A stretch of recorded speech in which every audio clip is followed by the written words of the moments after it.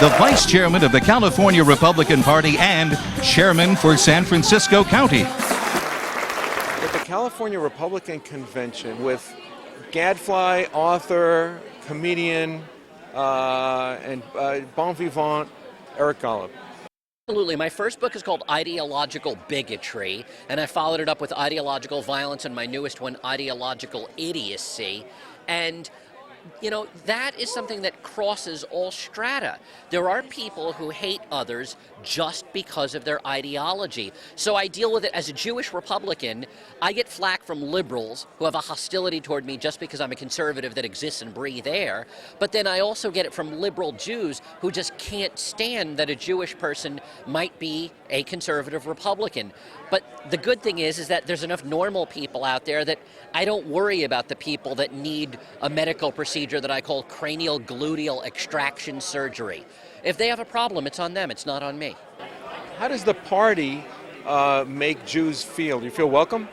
I feel perfectly fine here. You know, the problem is that the media wants to run a narrative of all Jews being liberal, and that's not true. There's plenty of Jews in the Republican Party, and we feel perfectly comfortable here. I've been a member of the California Republican Party since 2000, the year 2000. I got involved. I used to be a Democrat. After the Intifada and the Durban Conference, I became totally disgusted with what's going on, and I searched for a new path, and that was the Republican Party. I found the Republican Party was very eager to have me and my fellow Jews come in. They're not just eager for having Jews, but they eager for us intellectually. They want to know what we think. Is that just in terms of donations? No, not donations at all. Of thought, of actual thought. They want to help. They want us to help formulate the policy. That's what they're looking at. Now, how welcome do you feel? They make you feel? Absolutely, 100%. There has been. I feel more at home at the Republican Party than I do at a Reform synagogue. I'll tell you. Would you say that applies also to Republican attitudes towards Israel? Republican attitudes towards Israel is tremendous, and they are the party for Israel. The Democrat Party, on the other hand, has just turned its back and turned away. And on a grassroots level, if you go to the local Democrat Central Committees in most cities, you will find them anti-Israel. So in 5-10 years from now, those people who are hanging around the Central Committees in the Democrat Party in these small towns eventually run for Congress. And their whole ideology is being formulated now in that very anti-Israel Democrat Central Committee. So eventually we're going to have real problems with the Democrats coming out. They'll just be absolutely anti-Israel. That will be part of their platform. Whereas the Republicans, part of their platform is pro-Israel. You cannot run on the Republican ticket and not be pro-Israel. It won't happen. I think the Republican ticket, the social agenda of the Republican Party, is very much in line with Jewish thought.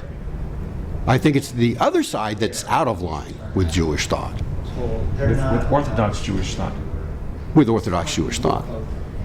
So do you think, or do you feel that Jews will be more concerned about the Democrats, and especially given the William Jefferson Clinton Foundation, which takes millions of dollars from Gulf states? Let me just tell you this way. Liberal Jews who support Israel, okay, all that they want is for somebody to say that I'm pro-Israel. To them it's good enough. What they do on the side, it doesn't really matter. And I think that shows with these last two elections. I mean, it was very evident who Obama was, who he hung out with, who his friends were. You know, people knew, the Jewish community knew. I did a debate at my synagogue, at a Reform synagogue. And I was the surrogate for John McCain, somebody else was the surrogate for Obama, and we talked about these issues. Okay, so the Jewish community knew before what Obama was. Okay, and then especially the second time around, they knew. So I don't have much trust in the liberal Jewish community when it comes to Israel. Sure, they want to say they support Israel, but that's as far as they go. And if somebody tells you that they support Israel, that's good enough for them. Deeds mean nothing, because Actions. actions have to do something, and that's they don't look at. It's words. Obama was elected by words. They were enthralled with his speaking. What a great speech he gave. That's what they want. The substance doesn't matter. How welcoming do you feel the Republican Party organization is towards Jewish voters or Jewish members? I find it to be extremely welcoming and never unwelcoming. So my experience has been that I've been pretty active in the party for about a decade, and I've never seen or heard anything that was anti-Jewish or anti-Semitic at this party. And in fact, there are a lot of spontaneous comments by members and elected officials that are often pro-Israel. A discussion led by Emily Schrader, who is a young Southern California Republican, and that dealt with issues of importance to young Jews, including issues on the campuses at the university. And then there was a third presentation that I made that involved the settlement of Itamar in northern Israel, that was related to the murder of the Fogel family, and how the people of the settlement have tried to heal and deal with that in a positive and constructive fashion. They're facing being surrounded by people that want to kill them on a daily basis. I found that most of the time that the people that are hostile toward the settlements have never been there and don't really understand what they're all about, and why people have chosen to live there. Many of them have moved there, often Americans who have moved there to the settlements. But I find that most of the time, people that object to the settlements in Israel have never really been there and understand what's happening. What would they learn or what could they learn through your description of why they're important to keep safely? Well, they learn how to resolve some of the issues of legitimacy or non-legitimacy that they're constantly raising, and they would find out there are very legitimate explanations of why settlements should exist, in addition to the fact that the settlements basically fulfill prophecy of Jews living in biblical Israel and following what, if you read Scripture, they talk about where Jews will live. And those settlements are in places that would be included in that geographic area.